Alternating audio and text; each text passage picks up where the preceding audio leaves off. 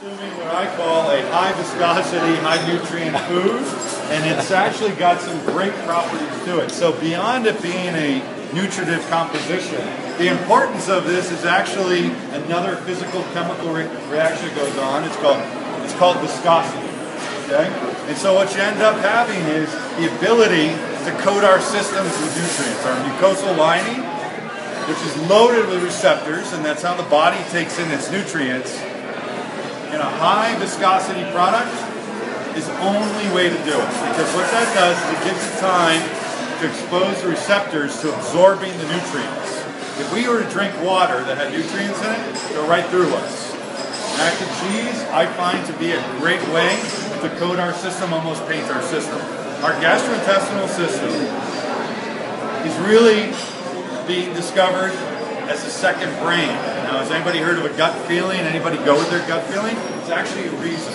Is that our gut is actually completely connected to our brain in much more detailed fashion than we've ever known. And now the study of the gut-brain interaction is a whole science developing in Europe, not in the United States.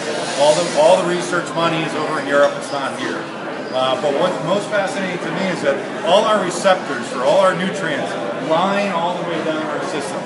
As we take in nutrients, our body, our gastrointestinal system, our receptors then signal the brain, say, hey, I'm good, okay? And as they get these, they start shutting down the requirement for this, so we end up not grazing as long.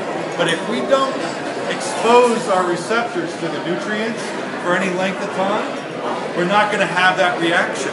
So what's really important is the thickness of these foods. Okay, when you get into this, you know, if we were to make this really watery, it's going to go through as fast, you're not going to be as hungry. When you have a high viscosity food, such as a mac and cheese, which I think is a wonderful delivery method for nutrients, our exposure is that much longer. Okay? So if you drink a real watered down shake or something, it's just, you know, I hate that when it goes right in. It doesn't do anything for me. I'm hungry a half an hour later. You eat this, the oatmeals, you're fine, you're going to have a longer period of satiety. And the reason is it's called nutrient satiation. Nutrient satiation is one of the key elements of essential nutrients. It provides the body with what it needs, and the body just says, thank you, I'm done. I'm going to close down on this for a while, and I'll come back later when I need more. Alright? And that's what's going to be imparted from these foods. And a wonderful attribute to this is the physical chemical properties. A high viscosity element. Now, 43 essential nutrients do come in this, and you know, as we start rolling out products, these cheese products, I make the cheeses, guys. I make everything from scratch. We do all of this. Most people don't know how in depth we go.